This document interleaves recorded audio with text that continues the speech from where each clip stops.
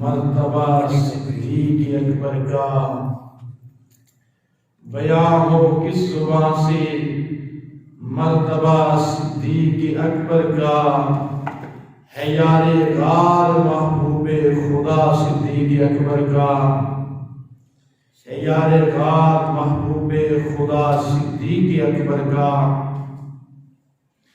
ہوئے جب فاروق و عثمان و علی داخل بیت، ہوئے جب فاروق و عثمان و علی داخل بیت، بنا فخر سلاسل سلسلہ صدیق اکبر کا۔ گدا صدیق اکبر کا خدا سے فضل پاتا ہے، گدا صدیق اکبر کا خدا سے فضل پاتا ہے، خدا کے فضل سے میں ہوں گدا صدیق اکبر کا۔ لٹایا کئی بار گھر اس راہ محبت میں، لٹایا کئی بار گھر اس راہ محبت میں، کہ لٹ لٹ کر حسن گھر بن گیا صدیق اکبر کا، کہ لٹ لٹ کر حسن گھر بن گیا صدیق اکبر کا۔ اللہ تعالیٰ جل جلالہ من والہ وتمحاتہ وعظم شانہ وجل ذکرہ وعظم اسمہ کی حمد و ثنا اس کے پیارے حبیب دلوں کے طبیب احمد مجتبیٰ جناب محمد مصطفیٰ صلی اللہ علیہ وآلہ وسلم کے دربار قربان میں ہدیہ درود و سلام پیش کرنے کے بعد محترم سامعین، امیر المومنین کی تحقیق خلیفہ بلا فصل حضرت ابوبکر صدیق رضی اللہ تعالیٰ عنہ، آپ کا اس سے مقدس 22 جمادی الثانی قریب ہے، اس لیے آج ہمارے گفتگو کا عنوان ہے افضلیت صدیق اکبر رضی اللہ عنہ۔ اہل سنت و جماعت کا یہ عقیدہ ہے، شروع صحابہ سے لے کے آج تک یہ عقیدہ ہے کہ رسول اللہ صلی اللہ علیہ وسلم کے بعد، انبیاء رسول کے بعد پوری کائنات میں ساری امتوں میں سے اور بالخصوص اس امت میں جو ہستی سب سے افضل ہے اسے ابوبکر صدیق کہتے ہیں۔ سبحان اللہ۔ تو خلافت کی ترتیب افضلیت کی ترتیب پر ہے، صدیق اکبر پہلے افضل پہلے ہیں اور خلیفہ اول بعد میں ہے۔ پہلے آپ کی فضیلت ہے، افضلیت ہے، اور یہ قطعی ہے۔ اہل سنت و جماعت کا یہ عقیدہ اور نظریہ ہے، اور اسی کے اوپر صحابہ کرام رضوان اللہ علیہم اجمعین کا اجماع ہے، تابعین کا۔ آج افضلیت سیدنا صدیق اکبر رضی اللہ عنہ کے گفتگو عنوان پہ ہم برکت لیں گے، کیونکہ ماحول ایسا بن چکا ہے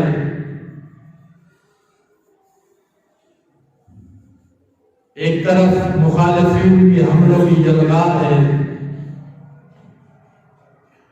اور دوسری جانب کچھ نہ سمجھے جاہل خواہش پرست اور پیٹ پرست لوگوں نے ان کے لقمے کھا کے تو سرعام افضلیت سیدنا صدیق اکبر رضی اللہ عنہ کا انکار شروع کر دیا۔ تو جس وقت ایسا ماحول ہو تو رسول اللہ صلی اللہ علیہ وسلم نے ارشاد فرمایا، جب ایسا زمانہ آ جائے، فتنے آ جائیں، لوگ صحابہ کے بارے میں باتیں کریں، تو عالم ربانی کا حق یہ ہے کہ وہ اپنے علم کا اظہار کریں، اپنے علم کا اظہار کریں گے جو مسئلہ قطعی ہے، صحابہ سے ثابت ہے۔ اور ہم اس دور میں جی رہے ہیں کہ جس میں بعض لوگوں نے یہ بھی تقسیم کی 14 صدیوں میں آگ لگنے ہوئی کہ ابوبکر صدیق رضی اللہ تعالیٰ عنہ سیاسی خلیفہ بلا فصل ہیں، روحانی خلیفہ بلا فصل مولا علی ہیں۔ آج تک کسی نے نہیں کی، مگر ایسے دور میں ہم جی رہے ہیں اور ایسے بندے ایسی کتابیں لکھنے والے اپنے آپ کو سنی بھی کہلواتے ہیں۔ اس سے سینہ پھٹتا ہے کہ جو حقائق مسلک کے اندر ہمارے ائمہ نے بیان کیے، ہمارے بزرگوں نے بیان کیے، ہمارے لیے وہ حقائق کافی ہیں۔ اور یہ قانون ہے، فقہ کا یہ قانون ہے کہ مصلی امامت پہ کھڑا ہونے کا حقدار کون ہے؟ کون حقدار ہے؟ تو یہ قانون ہے کہ جو سب سے بڑا عالم ہو، جو سب سے بڑا عالم ہو وہ مصلی امامت پہ کھڑا ہوگا۔ اگر سارے ہی علم میں برابر ہوں تو ان میں جماعت کون کرائے گا؟ تو فرمایا پھر جو ان میں سے قاری ہو، جو بڑا قاری ہو وہ امامت کا حقدار ہے۔ اگر سارے علم اور قرات میں برابر ہیں تو پھر مصلی امامت میں کون کھڑا ہوگا؟ تو پھر فقہا کہتے ہیں پھر امامت کا حقدار وہ ہے جو ان سب میں سے اسلام کے اندر جس کی عمر زیادہ ہو۔ اور اگر اس منصب میں بھی اور بھی شامل ہے تو پھر فرمایا امامت کا حقدار وہ ہے جو متقی ہوگا، پرہیزگار ہوگا۔ تو یا تو یہ شرط ہی نہیں ہے کہ وہ سیاسی ہو، میں مصلی امامت پہ وہ کھڑا ہوگا جو متقی ہوگا، پرہیزگار ہوگا۔ جو رب ذوالجلال نے دوسری جگہ ارشاد فرمایا ان اکرمکم عند اللہ اتقاکم، تمہارے رب کے نزدیک سب سے زیادہ پسندیدہ وہ ہے جو تم سب سے زیادہ متقی ہے۔ تو کون سب سے زیادہ متقی ہے؟ دوسری جگہ پر رب ذوالجلال نے ارشاد فرمایا، صدیق اکبر کی شان میں یہ آیات نازل فرمائی اور سورہ لیل کی فرمایا وَسَيُجَنَّبُهَا الْأَتْقَى، وہ متقی نہیں ہے صرف، وہ اتقا ہے، سب سے بڑے پرہیزگار ہیں۔ تو پوری جماعت صحابہ میں سے جب رسول اللہ نے صدیق اکبر کو مصلی پہ کھڑا کیا تو اس سے پتہ چلتا ہے کہ صدیق اکبر علم میں بھی سب سے آگے ہیں، تقویٰ میں بھی سب سے آگے ہیں، قرآن میں بھی سب سے آگے ہیں، اور اسلام کے اندر عمر میں بھی سب سے آگے ہیں۔ سبحان اللہ۔ یہ تو صحابہ اس بات کو مانتے ہیں، علم صدیق اکبر کا سب سے زیادہ تھا۔ کیسے؟ فرمایا جب رب ذوالجلال نے یہ آیت پاک نازل فرمائی الیوم اکملت لکم دینکم واتممت علیکم نعمتی ورضیت لکم الاسلام دینا، رب نے جب یہ آیت نازل فرمائی کہ آج میں نے تمہارے لیے تمہارا دین مکمل فرما دی، اپنی نعمت پوری فرما دی ہے، تو جب سرکار دو عالم صلی اللہ علیہ وسلم نے یہ آیت مبارکہ تلاوت کی سارے صحابہ بڑے خوش تھے کہ آج دین مکمل ہو گیا۔ مگر صدیق اکبر زاروں کے نام رو پڑے، زاروں کے نام رو پڑے، صحابہ حیران تھے اس بوڑھے بابے کو کیا ہو گیا۔ حضور نے تو فرمایا ہے کہ آج دین مکمل ہوا، نعمت پوری ہو گئی۔ صدیق اکبر رو پڑے ہیں، وجہ کیا ہے؟ جب صحابہ نے پوچھا تو صدیق اکبر نے کہا تجھے پتا نہیں مجھے پتا ہے۔ یہ آیت اس بات کی طرف اشارہ کرتی ہے کہ اب سرکار کا وقت وصال قریب آ چکا ہے۔ اب یہ آیت اس طرف اشارہ کرتی ہے کہ اب حضور آپ میں زیادہ دیر نہیں رہیں گے، وقت وصال قریب آ گئے۔ صحابہ نے پوچھا آپ کو کیسے پتا ہے؟ صدیق اکبر کہنے لگے تجھے پتا نہیں، سرکار نعمت کو پورا کرنے کے لیے تو آئے تھے، دین کو پورا کرنے کے لیے تو آئے تھے، جب دین مکمل ہو گیا، نعمت پوری ہو گئی، اب سرکار کی ڈیوٹی مکمل ہو گئی ہے، اب سرکار کا وقت آنے والا ہے اپنے رب سے ملنے کا۔ تو یہی بات ہوئی۔ اس کے بعد چاند ماہ بھی نہ گزرے، سرکار دو عالم صلی اللہ علیہ وسلم ذہن دنیا سے تشریف لے گئے۔ دوسری جانب جب سرکار دو عالم صلی اللہ علیہ وسلم نے یہ بھی ارشاد فرمایا فرمایا ایک بندے کو اختیار دیا گیا ہے، اللہ نے اختیار دیا ہے، چاہو تو قیامت تک دنیا میں رہو، چاہو تو ہمارے پاس آ جاؤ۔ تو اس بندے نے رب کے پاس جانے کو پسند فرما لیا۔ صدیق اکبر رو پڑے، زاروں کتاب ہوئے، صحابہ کہتے ہیں پتہ نہیں ان کو کیا ہو گیا، سرکار دو عالم صلی اللہ علیہ وسلم نے تو کسی بندے کی بات کی ہے، حضور نے تو کسی اور کی بات کی ہے۔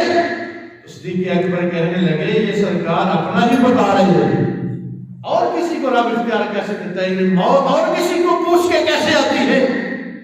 یہ حضور کا مقام ہے کہ رب نے اختیار دیا، چاہو تو جب تک چاہو دنیا میں رہو اور چاہو تو ہمارے پاس آ جاؤ۔ صدیق اکبر کہنے لگے یہ اور کسی کا مقام نہیں ہے، یہ سرکاری کا مقام ہے۔ تو صحابہ کہتے ہیں ہم نے جان لیا کہ صدیق اکبر علم میں بھی سارے صحابہ سے آگے تھے، ان کا علم بھی سب سے آگے تھا۔ تو مولا علی شیر خدا جب کوفہ کے منبر پہ بیٹھے تھے تو لوگوں نے کہا آپ پہلے خلیفہ کیوں نہیں بنے؟ چوتھے نمبر کے انتظار کرتے رہے۔ حضرت علی المرتضیٰ شیر خدا غصے میں آ گئے، آنکھیں سرخ ہو گئی، فرمایا لست غائبا ولا مریضا، فرمایا نہ میں مریض تھا نہ میں غائب تھا، میں آخری دنوں میں حضور کے پاس تھا۔ سرکار نے مجھے نہیں فرمایا بلکہ مجھے حکم دیا مروا ابا بکر فلیصلی بالناس، جاؤ علی جا کے ابو بکر صدیق کو کہو کہ لوگوں کو نماز پڑھائے۔ مولا علی فرماتے میں غیب بھی نہیں تھا، میں پاس کھڑا تھا، ابو بکر صدیق وہاں پہ موجود نہیں تھے، میں تو پاس تھا، نہ میں مریض تھا نہ میں غیر حاضر تھا۔ حضور نے مجھے فرمایا مروا ابا بکر فلیصلی بالناس، جاؤ ابو بکر صدیق سے کہو کہ وہ مصلی پہ کھڑا ہو کے نماز پڑھائے۔ تو صحابہ کرام میں اس مسئلے پہ بڑی بحث ہوتی رہی۔ سرکار دو عالم صلی اللہ علیہ وسلم کے پاس آخری دن تھے سرکار کی زندگی کے، صدیق اکبر نے حضور صلی اللہ علیہ وسلم کی زندگی میں 17 نمازیں پڑھائی، سرکار نے خود اپنے مصلی پہ کھڑا کیا۔ تو جب سرکار دو عالم صلی اللہ علیہ وسلم سخت بیمار تھے، ام المومنین سیدہ طیبہ طاہرہ سیدہ عائشہ صدیقہ بنت صدیق، محبوب کی محبوبہ زوجہ محترمہ، انہوں نے بار بار کوشش کی۔ جب حضور نے فرمایا مروا ابا بکر فلیصلی بالناس، ام المومنین سیدہ عائشہ صدیقہ کہنے لگی یا رسول اللہ یا حبیب اللہ، ابو بکر صدیق بڑے نرم دل ہیں، ان کا دل بڑا نرم ہے، جب انہیں پتہ چلے گا کہ آپ دوبارہ اس مصلی میں نہیں آئیں گے تو ان کی تو آواز بھی نہیں نکلے گی، تو پیچھے والے نماز کیسے پڑھیں گے؟ وہ بڑے رقیق القلب ہیں، وہ آپ کی جدائی برداشت نہیں کریں گے، محبوب کسی اور کو مصلی امامت پہ کھڑا کر دو۔ سرکار دو عالم صلی اللہ علیہ وسلم نے فرمایا پھر ابو بکر صدیق کو کہو جا کے وہ نماز پڑھائیں۔ یہ کافی دیر بعد مباحثہ چلتا رہا، پھر ام المومنین سیدہ طیبہ طاہرہ سیدہ عائشہ صدیقہ نے سیدہ حفصہ کو بھی ساتھ ملایا کہ تم بھی سرکار کو کہو کہ ابو بکر صدیق کی جگہ عمر فاروق کو کہیں کہ وہ مصلی امامت میں کھڑے ہو کے نماز پڑھائیں۔ جب انہوں نے کہا تو سرکار دو عالم صلی اللہ علیہ وسلم غصے میں ہو گئے، فرمایا اِنَّا كُنَّا لَأَنْتُنَّ صَوَاحِبُ یوسف، تجھے پتہ نہیں تم یوسف علیہ السلام کے پاس بیٹھی عورتوں کی طرح ضد کرتی ہو؟ تجھے پتہ نہیں ابو بکر صدیق کو میں نہیں میرا رب مصلی پہ کھڑا کر رہا ہے، سبحان اللہ سبحان اللہ، میں نہیں میرا رب کھڑا کر رہا ہے۔ اور فرمایا میرا رب کسی دوسرے کا مانتا ہی نہیں ہے۔ بلکہ صحابہ نے ایک بار ایسا بھی کیا، صدیق اکبر سرکار کے آخری دنوں میں جب بیمار تھے تو صدیق اکبر رضی اللہ عنہ تھوڑے سے لیٹ ہو گئے ایک جماعت کے وقت، صحابہ نے حضرت عمر کو مصلی پہ کھڑا کیا، تو جب حضرت عمر نے اللہ اکبر کہا تو تو آواز سرکار عالم صلی اللہ علیہ وسلم کے کانوں میں پڑی. آپ نے بستر برق سے آواز دی لا لا لا لا. فرمایا ابو بکر صدیق کے زندہ ہوتے ہوئے کوئی دوسرا مصلی پہ کھڑا نہیں ہو سکتا. فرمایا صدیق اکبر کے ہوتے ہوئے کوئی دوسرا کھڑا نہیں ہو سکتا. تو ام المومنین سیدہ طیبہ طاہرہ سیدہ عائشہ صدیقہ ضد کیوں کر رہی تھی بار بار؟ اس کی دو وجوہات ہیں. محدثین نے لکھا ہے کہ یہ ام المومنین سیدہ طیبہ طاہرہ اس بات کو دور کرنا چاہتی تھی. انہیں پتا تھا کہ ایسی مخلوق آئے گی جن کے دل نہیں کالے ہوں گے, اندر باہر سے کالے ہوں گے. وہ کہیں گے ان کی تو بیٹی تھی سرکار کے گھر, انہوں نے مصلی لے کے دیا, انہوں نے خلافت لے کے دی. اس اعتراض سے بچنے کے لیے بار بار کہتی تھی ابو بکر صدیق کو مصلی پہ کھڑا نہ کرو, کسی اور کو کھڑا کرو. اور دوسری جانب ام المومنین سیدہ طیبہ طاہرہ اس بات کو پکا کرنا چاہتی تھی کہ اگر صدیق اکبر حضور اپنی زبان سے کھڑا کریں گے مصلی پہ تو قیامت تک کسی کی مجال نہیں ہے کہ اس بارے میں کام کرے. بار بار اس لیے تاکہ محبوب اپنی زبان سے ارشاد فرمائیں اور جو احکامات ہیں وہ ظاہر فرمائے. اس میں حکمت کیا ہے کہ سرکار عالم صلی اللہ علیہ وسلم نے بار بار فرمایا مروا ابا بکر فلیصلی بالناس. تو کیسا وہ منظر تھا, کیسی وہ گھڑی تھی کہ جناب صدیق اکبر مصلی امامت پہ کھڑے ہیں, پیچھے جماعت صحابہ ہے. اب بخاری کے لفظ ہیں سرکار عالم صلی اللہ علیہ وسلم کی زندگی کا آخری دن ہے, تو مسجد نبوی میں جماعت ہو رہی ہے. اب ذرا غور کرو, وہ مالی جس نے زمین تیار کی ہو, تیار کر کے پھر اس میں پودے لگائے ہو, پھر ان کی حفاظت کی ہو, پھر جب وہ تیار ہو کے پھل پہ آ جائے تو مالی کو کتنی خوشی ہوتی ہے. اب سرکار عالم صلی اللہ علیہ وسلم کی نبوت کے 23 سالہ دور کی فصل تیار ہو چکی تھی, فصل تیار ہو چکی تھی, پھل ملنے والا تھا. تو آخری دن تھے, سرکار عالم صلی اللہ علیہ وسلم نے آخری دن والی حدیث سے پہلے دوسری حدیث, اس سے ایک دن پہلے سرکار عالم صلی اللہ علیہ وسلم کی طبیعت اتنی کمزور ہو گئی, آپ چل نہیں سکتے تھے, اتنے کمزور ہو گئے بیماری کی شدت کی وجہ سے.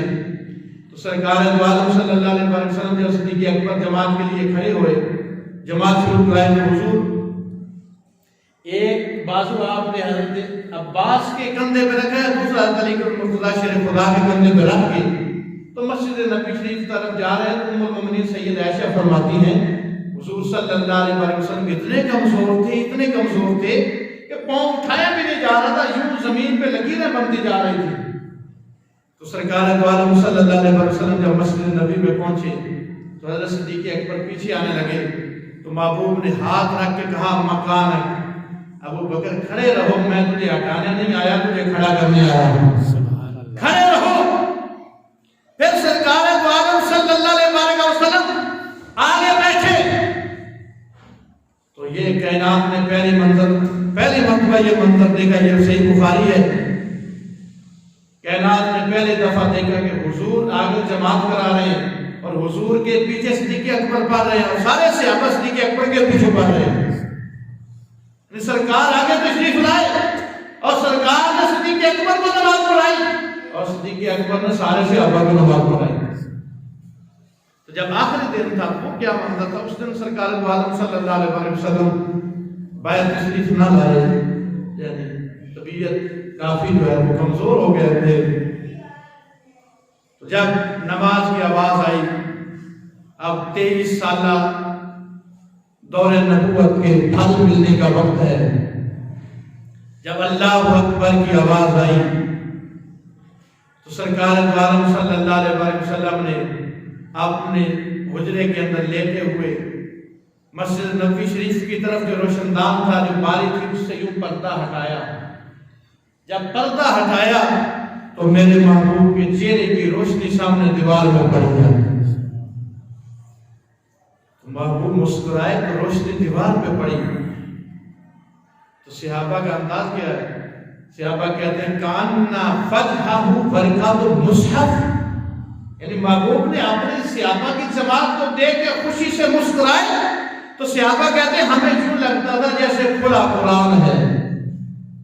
سرکار کے دندان مبارک سے، منہ مبارک سے ایسی روشنی نکلی، ہم نے سامنے دیوار میں دیکھی تو کہنے لگے فہممنا، ہم نے ارادہ کر لیا۔ صحابہ کہتے ہیں ہم نے ارادہ کر لیا کہ نمازیں ہوتے رہیں گی، آپ نماز توڑ کے سرکار کو دیکھتے ہیں۔ وہ 2 دن ہو گئے حضور پیر تشریف نہیں لا رہے، بیماری کی شدت ہے، آج کرم فرمایا ہی ہے۔ تو صحابہ کہنے لگے ہم نے اپنے اندر ارادہ کیا تھا کہ آپ نماز توڑ دیتے ہیں اور سرکار کے چہرہ انور کی دیدار زیارت فرماتے ہیں۔ جب ابھی دل میں سوچا تھا تو سرکار نے سمجھ لیا۔ سرکار دو عالم صلی اللہ علیہ وسلم نے حجرے سے آواز دی، فرمایا اتموا صلاتکم، میرے صحابہ اپنی نماز پوری کرو اور پردہ نیچے کر دیں۔ دلوں کے راز بھی جانتے ہیں۔ فرمایا اتموا صلاتکم، آپ نے نماز پوری کرو، نماز مکمل کرو۔ آخری دن 17 نماز صدیق اکبر نے سرکار دو عالم صلی اللہ علیہ وسلم کی زندگی میں پڑھائی۔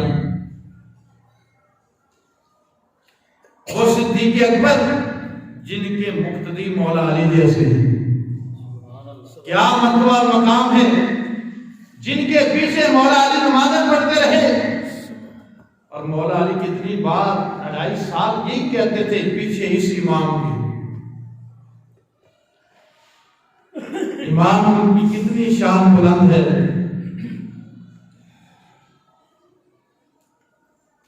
یعنی ادھر مثال دینے کی بجائے ویسے عام لفظوں میں کہ کوئی زمانے کا وزیر ہو، مشیر ہو، علاقے کا جو بھی ہو، نماز پڑھتا ہے تو وہ اپنا سر وہاں رکھتا ہے جہاں امام کے قدم ہوتے ہیں۔ امام کو یہ شریعت نے شان دی ہے کہ سب اپنا سر امام کے قدموں میں رکھتے ہیں جب سجدے میں جاتے ہیں۔ تو بتاؤ جن کے پیچھے کھڑے ہونے والے شیر خدا ہو، علی المرتضیٰ شیر خدا ہو، تو اس صدیق اکبر کی شان کا عالم کیا ہوگا۔ اور سرکار دو عالم صلی اللہ علیہ وسلم نے خود حضرت علی المرتضیٰ شیر خدا سے کہا، اے علی میں نے 3 بار اپنے رب سے کہا ہے، 3 بار اپنے رب سے کہا ہے کہ میرے بعد خلیفہ علی المرتضیٰ شیر خدا ہوں گے، وہ مصلی پہ کھڑے ہوں گے۔ تو فرمایا میرے رب نے انکار کر دیا۔ امام ربانی مجدد الفسانی شیخ حامد فاروقی سرہندی رحمۃ اللہ علیہ نے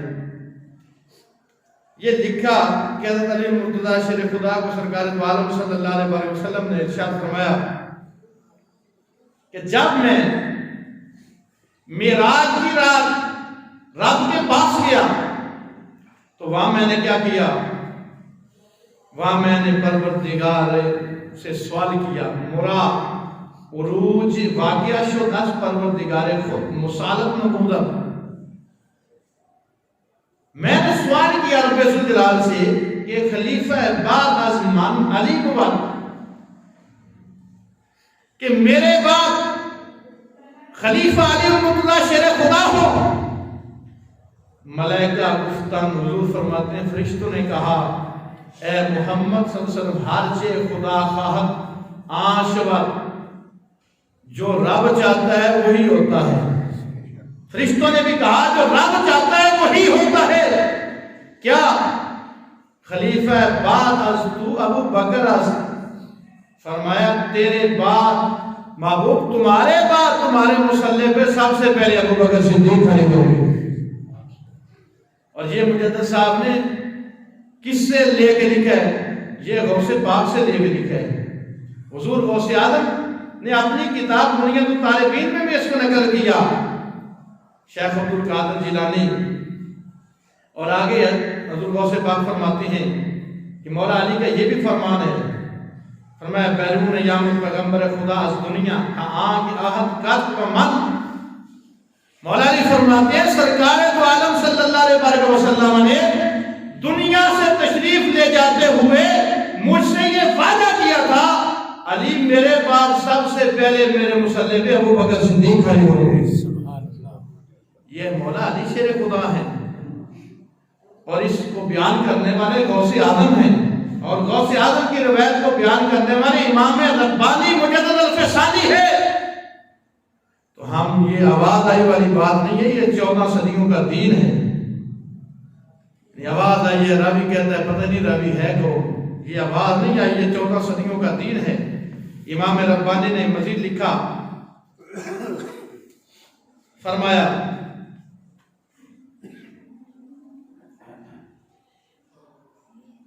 امام برحق و خلیفہ مطلق بعد حضرت خاتم الرسل یعنی رسول اللہ صلی اللہ علیہ وسلم کی زندگی کے بعد کیا ہوا؟ سب سے پہلے کون ہے؟ فرمایا حضرت ابو بکر صدیق اکبر ہیں۔ بعد ازاں عمر فاروق ہے، ان کے بعد عمر فاروق ہے، بعد ازاں عثمان ذوالنورین اور ان کے بعد عثمان غنی ہیں، بعد ازاں حضرت علی ابن ابی طالب اور ان کے بعد مولا علی شیر خدا ہے۔ تو کیا ہے؟ فرمایا افضلیت عیشہ پر ترتیب خلافت ہے۔ فرمایا جو ان کی خلافت کی ترتیب ہے وہی ان کی فضیلت کی بھی ترتیب ہے۔ جو خلیفہ پہلے نمبر پہ ہے وہی ساری امت میں سب سے افضل بھی پہلے نمبر پہ ہے۔ فرمایا خلیفہ بعد میں بنے ہیں، ابو بکر صدیق افضل پہلے ہے، خلیفہ بعد میں بنے ہیں۔ تو جو خلافت کی ترتیب ہے وہی افضلیت کی ترتیب ہے۔ اور پھر امام ربانی مجدد الفسانی نے امام شافعی رحمۃ اللہ علیہ سے لکھا، فرمایا اکابر ائمہ کی یکیہ امام شافعی، ہمارے ائمہ جو چاروں ائمہ ہیں فقہ کے ان میں سے ایک امام شافعی ہے۔ انہوں نے شیخ ابو الحسن اشعری سے یہ روایت کیا، وہ فرماتے ہیں افضلیت شیخین بار باقی امت قطعی ہے کہ شیخ ابو الحسن اشعری فرماتے ہیں کہ شیخین کی فضیلت باقی امت پر قطعی ہے۔ اب یہ بھی ایک فتنہ ہے جو منہ اٹھاتا ہے۔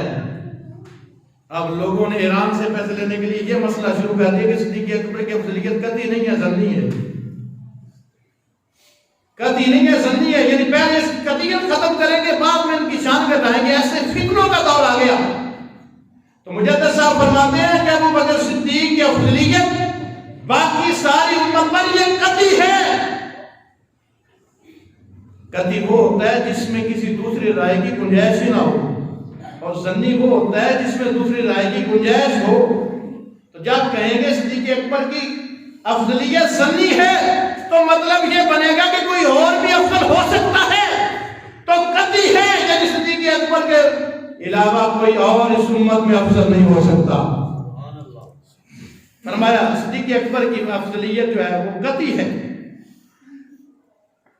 اب غوث اعظم کیا فرماتے ہیں؟ شیخ عبد القادر جیلانی وہ سید ہیں اور حسنی حسینی سید ہیں۔ وہ اپنی کتاب بنیت الطالبین میں کیا لکھتے ہیں؟ امام ربانی فرماتے ہیں، غوث اعظم فرماتے ہیں انکار نہ کنت افضلیت شیخین بر باقی سے آبا۔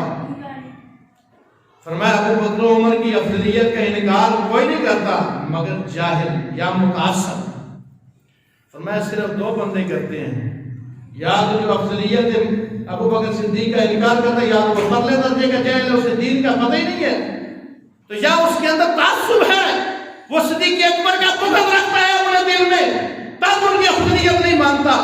اور یہ فرمان ہے پیران پیر شیخ عبد القادر جیلانی کا۔ یہی وجہ ہے کہ دوسرا کرو عبد القادر جیلانی جیسے غوث اعظم جیسے بندے کو بھی سید نہیں مانتے، کیونکہ غوث اعظم نے تو بات وہ کی ہے جو امت کی بات ہے۔ حضرت فرماتے ہیں غوث اعظم کی سیادت متواتر سے ثابت ہے، تو مخالفین غوث اعظم کو سید کیوں نہیں مانتے کہ غوث اعظم نے صحابہ کا دفاع کیا؟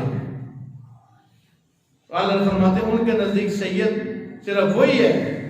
فرمایا اللہ فرماتے ہیں اگرچہ وہ کسی ذلیل قوم کے کیوں نہ ہو، دوسرے لفظوں میں میراثی کیوں نہ ہو، آج وہ راضی ہو جائے کل وہ سید بن جائے۔ تو غوث اعظم فرماتے ہیں ابو بکر و عمر پوری امت میں سرکار کے بعد انبیاء کے بعد سب سے افضل ہے۔ سبحان اللہ۔ فرمایا ان کا انکار کوئی نہیں کرتا مگر وہی کرتا ہے جو جاہل ہے یا متاثر ہے۔ آگے غوث اعظم نے علی المرتضیٰ شیر خدا کا فرمان لکھا ہے کہ مولا علی فرماتے ہیں کسے کے مراد پر ابی بکر و عمر فضل بدیہت، فرمایا جو مجھے ابو بکر و عمر پہ فضیلت دیتا ہے، فرمایا مفتری ہے، وہ مفتری ہے تازیانہ میزنام، میں قیامت کے دن اسے 80 گھوڑے ماروں گا۔ یہ شیر خدا کا فرمان ہے، وہ شیر خدا جن کے ایک ہاتھ سے خیبر کی دیواریں ہل جاتی ہے۔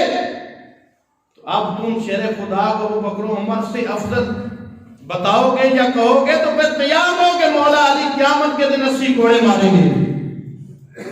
میں جو مجھے ابو بکر و عمر سے فضیلت دیتا ہے میں اسے 80 گھوڑے ماروں گا۔ یہ فرمان ہے شیر خدا کا۔ تو یہ بہت لمبا چہرہ موضوع ہے، جتنا بیان کرتے جائے وہ کم ہے، ہمارے ائمہ نے لکھا ہے، لیکن وقت کے دامن میں اتنی گنجائش نہیں ہے، تھوڑا تھوڑا۔ سبا سنابل شریف یہ انڈیا کے بہت بڑے سید ہیں میر عبد الواحد بلگرامی، جن کے بارے میں اعلیٰ حضرت بریلی میں نے بھی لکھا کہ یہ سید السادات ہیں۔ سبا سنابل شریف میں میر عبد الواحد بلگرامی کیا کہتے ہیں اس بارے میں؟ فرمایا اجماع دارن، فرمایا اس بات پہ صحابہ متفق ہیں، صحابہ کا اجماع ہے کس پر؟ کہ افضل از جملہ بشر بعد انبیاء، کہ پوری کائنات میں نبیوں کے بعد کون افضل ہے؟ کہتے ہیں ابو بکر صدیق است، یہ سید زادے ہیں بلگرام کے۔ فرمایا جو سب سے پہلے امتوں میں افضل ہے نبیوں کے بعد اسے ابو بکر صدیق کہتے ہیں۔ تو یہ حقیقی جو سید ہیں وہ آج بھی یوں صحابہ کا مقام بیان کرتے ہیں۔ جب 2 سال پہلے یہ طوفان بطویل اٹھا، قبلہ مرشد گرامی سیف الاسلام والمسلمین کنز العلماء مفکر اسلام ڈاکٹر مفتی محمد اشرف آصف صاحب جلالی زیدہ مجروح کو حضرت صدیق اکبر کی شان میں کا دفاع کرتے ہوئے جب جیل میں ڈالا گیا تو سب سے پہلا تائید میں جو فتویٰ آیا تھا وہ انڈیا سے بلگرام کے سیدوں کا آیا تھا۔ تو یہ ہے وہ سید السادات میر عبد الواحد بلگرامی۔ آپ فرماتے ہیں کہ اس پہ اجماع ہے، یعنی سارے صحابہ اس پہ متفق ہیں اور مولا علی بھی ان میں شامل ہیں۔ بلکہ مولا علی نے کئی بار فرمایا کہ جن کو سرکار نے ہمارے مسلح کا امام بنایا ہے ہم نے انہیں اپنی دنیا کا امام بھی بنایا۔ میں حضور نے ابو بکر صدیق کو ہمارے دین کا امام بنایا ہے تو ہم نے ابو بکر صدیق کو اپنے دنیا کا بھی امام بنایا ہے۔ تو میر عبد الواحد بلگرامی کہتے ہیں کہ صرف یہاں تک کی بات نہیں، صحابہ کے اجماع نہیں، صرف کہتے ہیں اجماع اصحاب و تابعین و تبع تابعین و سائر علماء امت است۔ فرمایا جتنے علماء ربانی جین ہیں، صحابہ ہے، تابعی ہے، تبع تابعی ہیں، جتنا علماء حق ہے 14 صدیوں میں ان کا یہی نظریہ ہے کہ انبیاء رسول کے بعد پوری کائنات میں جو افضل ہستی ہے اسے ابو بکر صدیق کہتے ہیں۔ وہ صدیق اکبر ہیں اور چلتے چلتے شیخ بلگرامی نے اس بات پہ بات ختم کر دی۔ فرمایا پوری کائنات میں اولیاء کا یہ فیصلہ ہے نہ ہم چو مصطفیٰ پیر بوتے و نہ ابو بکر مرید بوتے۔ فرمایا پوری کائنات کے روئے زمین پہ کہ اولیاء کا یہ فیصلہ ہے کائنات میں مصطفیٰ جیسا پیر کوئی نہیں، ابو بکر صدیق جیسا مرید کوئی نہیں۔ یہ حضور پیروں کے اندر بے مثل بے مثال پیر ہیں اور ابو بکر صدیق مریدوں کے اندر بے مثل بے مثال مرید ہے۔ اب چلتے چلتے اپنی بات نہیں کرتے، ائمہ اہل بیت کی بات کرتے ہیں۔ وہ کیا کہتے ہیں؟ کیونکہ وقت کے دامن میں اتنی گنجائش نہیں ہے، اور ابھی تھوڑی سی کتابیں لائے ہیں کہ ٹیبل پہ بھی اتنی گنجائش نہیں ہے، تو وہ بھی بیان نہیں ہو رہی۔ افضلیت صدیق اکبر پہ جس کو شک ہو، کوئی فہم ہو، کوئی خیال ہو، تو 24 گھنٹے ہم اللہ کے فضل سے یہاں پہ حاضر ہیں۔ تو آپ اپنی بات نہیں کرتے، ائمہ سے پوچھتے ہیں، وہ بھی ائمہ جن کو یہ 12 امام کہتے ہیں۔ ائمہ اہل بیت میں ایک چمکتا ہوا ستارہ جس کو امام محمد باقر کہتے ہیں۔ حلیۃ الاولیاء میں امام ابو نعیم اصفہانی نے، اور کتاب الشریعہ میں امام اجوری رحمۃ اللہ علیہ نے امام محمد باقر کا یہ نقل فرمایا۔ کون؟ امام محمد باقر، جو امام زین العابدین کے بیٹے ہیں، امام حسین کے پوتے ہیں، مولا علی کے پڑپوتے ہیں، وہ امام محمد باقر۔ نام کیا ہے؟ محمد بن علی، علی بن حسین بن علی بن ابی طالب۔ امام باقر کا نام ہے محمد الباقر۔ آپ کے والد گرامی کا نام ہے علی بن حسین، جن کو زین العابدین کہتے ہیں۔ امام باقر، امام زین العابدین کے صاحبزادے۔ آپ کے پاس ایک بندہ آ گیا، اس نے سوال کیا۔ وہ بندہ دوسری کمپنی کا تھا جو محبت کا دعویٰ کرتے ہیں۔ اس نے سوال کیا امام باقر سے، امام باقر یہ تو بتاؤ، کیا تلوار کی مٹھی پہ چاندی لگا سکتے ہیں یا نہیں؟ تلوار کی مٹھی پہ چاندی لگا سکتے ہیں یا نہیں؟ امام باقر فرماتے ہیں اس میں کوئی حرج نہیں، اس میں کوئی حرج نہیں۔ آپ دیکھیے کہ ہمارے جو ائمہ اہل بیت ہیں وہ صحابہ کا کتنا ادب کرتے ہیں، یعنی بات تو صرف اتنی تھی کہ کوئی حرج نہیں، لیکن امام باقر بھی جانتے تھے کہ اس کے دل میں کوئی مرض ہے، اس کے دل میں صحابہ کا بغض ہے۔ تو آپ نے فرمایا اس میں کوئی حرج نہیں۔ ابو بکر صدیق لگاتے تھے، تلوار کی مٹھی پہ چاندی لگانے میں کوئی حرج نہیں، ابو بکر صدیق لگاتے تھے۔ جب اتنی بات کہی تو وہ تو پھٹ گیا اندر سے اور کہنے لگا وَتَقُولُ الصِّدِّيقُ، کیا تم بھی انہیں صدیق کہتے ہو؟ تم بھی انہیں صدیق مانتے ہو؟ اب امام محمد باقر غصے میں آ گئے اور اس کی طرف سے منہ پھیر لیا، قبلے کی طرف منہ کر کے 3 بار کہا نعم الصدیق، نعم الصدیق، نعم الصدیق، بلے بلے ابو بکر صدیق تمہاری کیا بات ہے؟ انبیاء رسول کے بعد پوری کائنات میں تم جیسا کوئی نہیں ہے۔ سبحان اللہ۔ اور یہ کہنے والا مولا علی کا پوتا ہے، مولا علی کا پڑپوتا ہے، امام حسین کا پوتا ہے، امام محمد باقر کہنے والا ہے۔ اور انہیں نہیں پتا تھا کہ صدیق اکبر کون ہے، وہ تو قریب سے جانتے تھے، وہ قریب سے جانتے تھے۔ تو یہ کہہ گئے بلے بلے بلے ابو بکر صدیق تمہارے جیسا کوئی نہیں۔ یہ بات کر کے امام باقر کہتے ہیں فَمَن لَمْ يَكُنْ لَهُ صِدِّيقٌ، فرمایا جو ابو بکر کو صدیق نہیں کہتا فَلَا صَدَّقَ لَهُ قَوْلًا فِي الدُّنْيَا وَالْآخِرَةِ، فرمایا جو ابو بکر صدیق کو صدیق نہیں کہتا رب دنیا آخرت میں اس کی تصدیق نہیں فرماتا۔ دوسرے لفظوں میں امام باقر یہ کہتے ہیں کہ ابو بکر صدیق کو صدیق نہیں مانتا، رب اس کے کلمے کی تصدیق نہیں فرماتا، یعنی اس کی ایمان کی بھی تصدیق نہیں ہے، اس کے کلمے کی تصدیق بھی نہیں ہے جو ابو بکر صدیق کو صدیق نہیں کہتا۔ اور چلتے چلتے امام باقر نے پھر پوری تقریر کر دی اور فرمایا بالا کالی مجھے یہ بات پہنچی ہے اَنَّ قَوْمًا بِعِرَاقٍ، عراق کے اندر ایک ایسی قوم ہے یَزْعَمُونَ أَنَّهُمْ يُحِبُّونَنَا، عراق کے اندر ایسی قوم آئی ہے جو ہماری محبت کا دعویٰ کرتے ہیں۔ یہ ہے سچے اور سچے سید۔ امام محمد باقر کہتے ہیں میرے تک یہ بات پہنچی ہے، عراق کے اندر ایسی قوم آئی ہے جو ہم سے محبت کا دعویٰ کرتی ہے، وَيَنَالُونَ أَبَا بَكْرٍ وَعُمَرَ، ابو بکر و عمر سے بغض رکھتی ہے، تبرہ کرتے ہیں؟ فرمایا یَظُنُّونَ أَنِّی أُمِرْتُ بِذَلِکَ، اور وہ یہ گمان کرتے ہیں کہ یہ حکم انہیں میں نے دیا ہے، اور میرے طرف یہ منسوب کرتے ہیں کہ امام باقر نے یہ کہا ہے۔ تو غصے میں آ کے کہتے ہیں فَأَبْلِغْهُمْ، فرمایا ان تک یہ بات پہنچا دو، اِنِّی إِلَى اللَّهِ مِنْهُمْ بَرِيٌّ، میں ان سے بری ہوں۔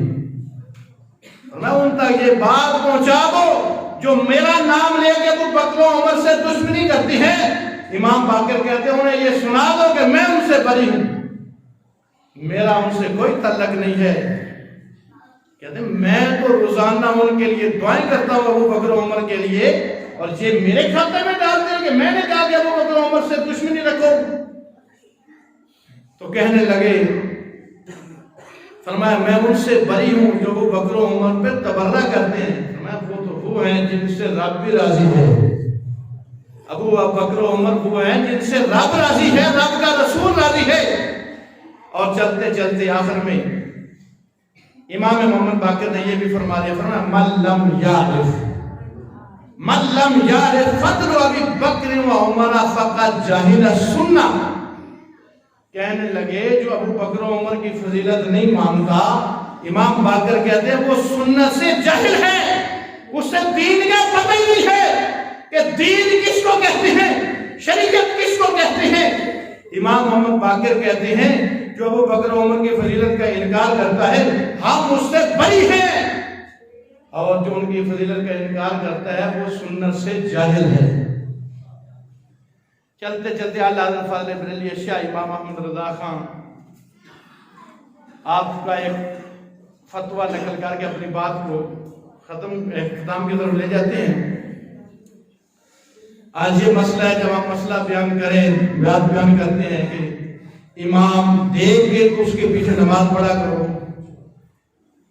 تو لوگ تذبذب میں پڑ جاتے ہیں نماز ہی پڑھنی ہے، یہ کون سا مسئلہ ہے؟ وہ بھی نماز پڑھاتا ہے، یہ بھی نماز پڑھاتے ہیں، نماز ہی پڑھنی ہے نا، وہ بھی مسجد ہے، یہ بھی مسجد ہے، نماز ہی پڑھنی ہے۔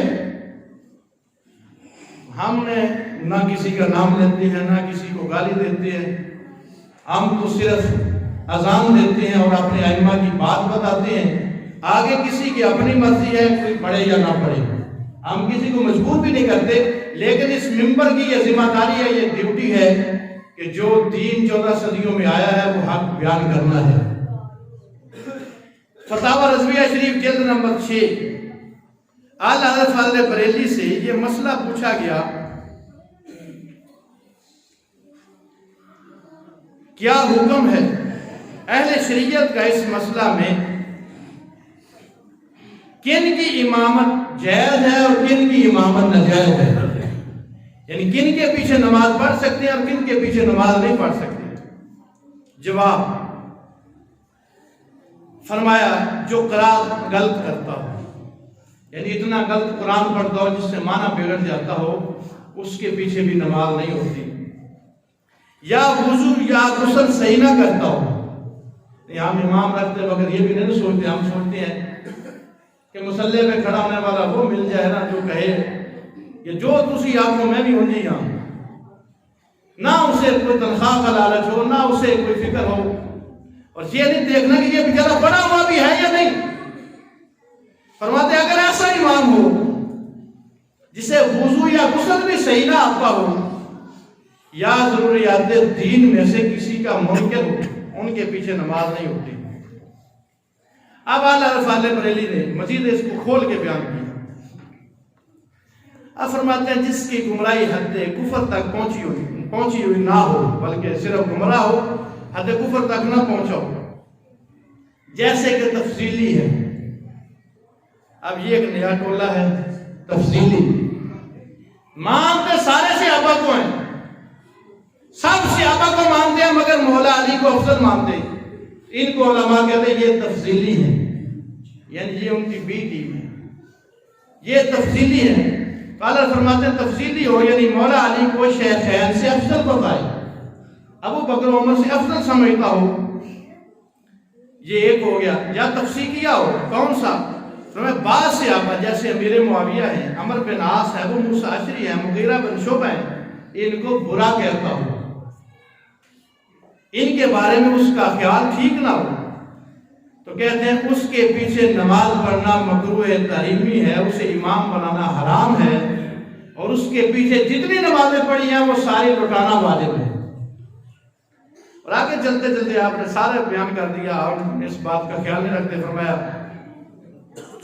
فاسق معلن، اعلانیہ فسق کرنے والا، یہ ہے فاضل بریلوی۔ مثلاً فرمایا داڑھی منڈانے والا، یا خشخشی رکھنے والا، یا کتروا کر حد شرع سے کم کرنے والا، یا کندھوں سے نیچے عورتوں کی طرح بال رکھنے والا ہو، یعنی زلفیں جو ہیں وہ سنت جو ہے وہ کانوں تک ہے، نیچے کانوں تک، اور ہاتھ بیان کی گئے کندھوں تک، اور کندھوں سے نیچے ہوں تو وہ حرام ہے۔ فرمایا حد شرع سے کم رکھنے والا ہو داڑھی شریف، یا بال کندھوں سے نیچے عورتوں کی طرح رکھنے والا ہو، خصوصاً یا وہ چوٹی کنڈوائے، یعنی بال جو ہے ان کو اوپر گرا لگائی ہوئی ہو۔ یہ ہم نے دھیان رکھنا ہے کہ ہماری نمازیں ضائع نہ ہو، بڑی مشکل سے سردی میں پڑھی جاتی ہیں۔ یا ریشمی کپڑے پہننے والا ہو، یا 4 ماشے کی ایک سے زائد انگوٹھی پہن کے جماعت کراتا ہو، یا ایک ہی ناک کی 2 انگوٹھیاں پہنتا ہو۔ فرمایا شریعت میں 4.5 ماشے کی چاندی کی ایک انگوٹھی مرد کے لیے جائز ہے۔ تو فرمایا ایسے بندے جتنے بیان کیے گئے ہیں، فرمایا ان کے پیچھے نماز پڑھنا مکروہ تحریمی ہے، واجب الاعادہ ہے، ان کو امام نہ بنایا جائے۔ تو ہمارا کام ہے اذان دینا۔ تو آج فتنہ فساد کے دور میں سرکار دو عالم صلی اللہ علیہ وسلم سے بڑھ کے پیر کوئی نہیں تھا بڑا، اور ابو بکر صدیق سے بڑھ کے مرید کوئی نہیں تھا۔ اگر یہ خیال ہونا کہ پیروں کا کیا کام ہے دین کی شرطوں پہ پہرا دینا، جب دین پہ مشکل وقت آئے تو باہر نکلنا، تو سرکار نے تو غزوہ بدر میں بھی حصہ لیا ہے، احد میں بھی حصہ لیا ہے۔ تو آخری بات کر کے اپنی بات ختم کرتے ہیں۔ موجودہ ہمارے ماضی قریب کے پیروں میں سے پیر سید مہر علی شاہ، کتھے مہر علی کتھے تیری سنا، مخچند بدر شاہ شامی، پیر مہر علی شاہ بولنا جی ملفوظات مہری کا ملفوظ نمبر 156۔ پیر مہر علی صاحب کیا فرماتے ہیں؟ کیا پیروں کو صرف اندر بیٹھ جانا یہ کافی ہے، یہ دین کا کام ہے، یا دین کی آواز جیل کی سلاخوں تک دینا بھی دین کا کام ہے؟ تو آپ فرماتے ہیں کفار مومنین کے ساتھ جنگ کریں، حقیقت میں یہ اتنا نقصان نہیں ہے۔ پیر مہر علی صاحب فرماتے ہیں کفار مسلمانوں پہ حملہ کریں، یہ اتنا خطرہ نہیں ہے جتنا بد عقیدہ لوگوں کی تقریر سننا خطرناک ہے، اور ان کی تحریر سننا۔ تو یہ پیر مہر علی صاحب کا ملفوظ ہے، ہمارا اپنا نہیں ہے، ایک لفظ بھی اپنا نہیں ہے۔ جو بیان کیا سارا اپنے بزرگوں کی کتابوں سے بیان کیا ہے۔ تو فرمایا مومن اگر کفار کی تلوار سے مقتول بھی ہو جاتا ہے تو فرمایا پھر بھی ایمان لے کے چلا جاتا ہے، اس میں کوئی شرمندگی کی بات نہیں ہے، وہ شہادت کے درجے پہ پہنچ جاتا ہے۔ دوسری جانب اگر فرمایا وہ بد عقیدہ کی تقریر سنتا ہے یا ان کی بے جا طویلیں سنتا ہے اور اس کے دل میں اثر کر جاتی ہے، تو فرمایا یہ بڑا نقصان ہے، یہ بہت بڑا نقصان ہے، کیونکہ ان کی زبان کا ڈنگ روح اور ایمان کے لیے خطرناک ہے۔ آپ آگے بیان کرتے ہیں کہ علماء اور مشائخ کی ڈیوٹی کیا ہے، شریعت نے کیا ڈیوٹی لگائی ہے۔ پیر مہر علی صاحب فرماتے ہیں جیسے متاع اسلام برباد ہوتی ہے، صحبت بد کا اثر برے کام کرنے سے بھی زیادہ برا ہوتا ہے، ہم سے تو ایسی فقیری نہیں ہوتی کہ شریعت پہ حملہ ہوتا رہے اور ہم خاموش ہو کے بیٹھے رہیں، ہم مست رہیں اپنے نذرانوں میں، اپنے آستانوں میں، کہ دین کا کام تو فقط وہ 2-4 مولوی کریں جنہوں نے شریعت کے دامن کو تھامے۔ ہم نے کون سے شریعت تھامے؟ ہم نے تو مرید تھامے ہوئے۔ فرمایا ہم سے ایسی فقیری نہیں ہوتی کہ عقائد متواترہ اسلامیہ پر ایسے حملوں کے وقت خاموش بیٹھ کر تماشا دیکھیں۔ ہم ایسے فقر سے بھی ہزار دل بیزار ہیں جو عین مداہنت ہو، یہ پیر میر علی صاحب کے لفظ ہیں، اور بے غیرتی ہو۔ فرمایا مرزا قادیانی سے مقابلہ کے وقت بعض لوگوں نے مجھے بھی یہ کہا تھا کہ آپ پیر ہیں، مناظرہ کرنا پیروں کا کام نہیں، یہ علماء کا کام ہے، آپ اپنے حجرے میں بیٹھیں، آپ صرف قرآن پڑھ کے لوگوں کو دم کریں۔ تو کہتے ہیں میں نے انہیں یہ سمجھایا کہ جب دین پہ حملہ ہو جائے اس وقت خاموش بیٹھنا یہ مداہنت اور بے غیرتی ہے، کہ میر علی سے ایسی بے غیرت پیری نہیں ہوتی اور فقیری نہیں ہوتی۔ فرمایا جب عقائد اسلامیہ پہ حملہ ہوگا تو ہم اسلام کی سرحدوں پہ کھڑے ہو کے اس کا دفاع کریں گے، کیونکہ ہماری عزتیں، ہمارا وقار سب کچھ اسلام کی وجہ سے۔